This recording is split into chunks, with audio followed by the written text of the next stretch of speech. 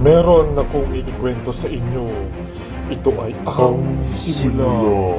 Naganap ito noong unang panahon sa Africa.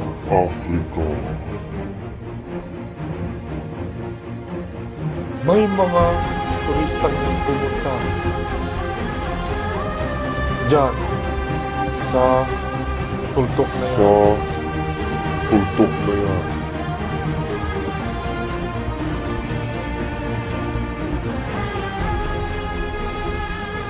Nung araw na yon, dumating ang mga turistang galing sa iba't ibang bansa. Sila po ang sinasabi ko.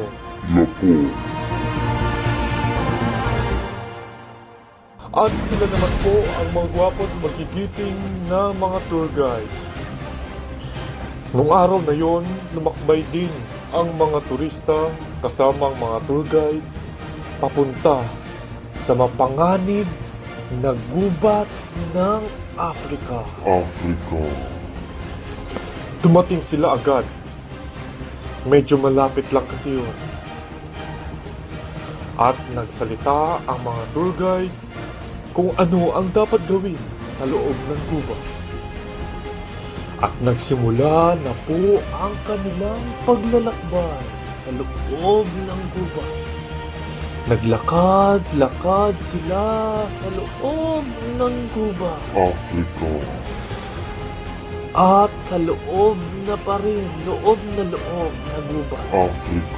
Medyo pumapanganib na doon kasi medyo looban na. Nang biglang, may nakita ang isang tour guide. Ano yan? At tinuro naman nung isang mukhang foreigner na tour guide. Ayun, tinuro niya.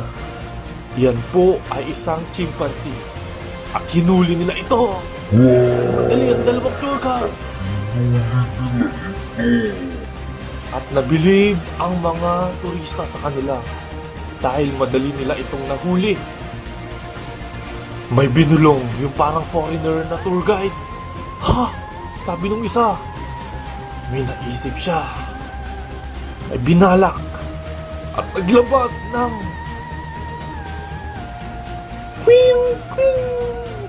isang matalim na patalim, tinatawag na kutsilyo, at itinaas at ito ay puputuli.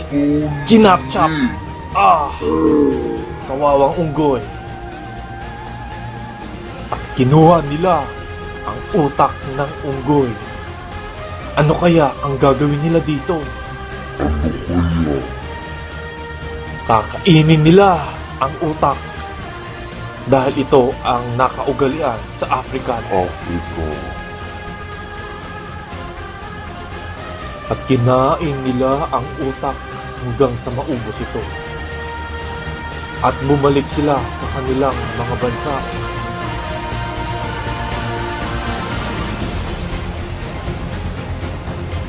Kumalat na po ang sakit sa buong mundo.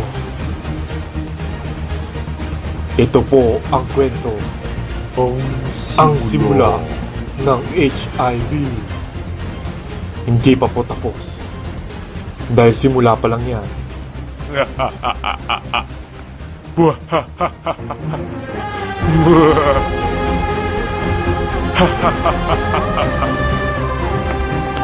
Bagong lahat, gusto ko magpasalamat sa aking magandang boses. Salamat po.